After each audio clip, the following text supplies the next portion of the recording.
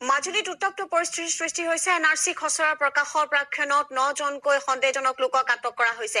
আছু, আক্ৰাছু আৰু স্থানীয় ৰাইজে ধৰি গতালে আৰক্ষীক। শ্ৰমিক ৰূপে মাজুলীত বাস কৰিছিল এই সন্দেহযুক্ত লোককেইজনে। এটা গুৰুত্বপূৰ্ণ খবৰ, মাজুলীত উত্তপ্ত পৰিস্থিতিৰ সৃষ্টি হৈছে। এনআৰচিৰ খচৰা প্ৰকাশৰ প্ৰাক্ষণতে 9জনকৈ সন্দেহজনক লোকক আটক কৰা হৈছে মাজুলীত। আছু, আক্ৰাছু তথা স্থানীয় লোকে ধৰি গতালে আৰক্ষীক।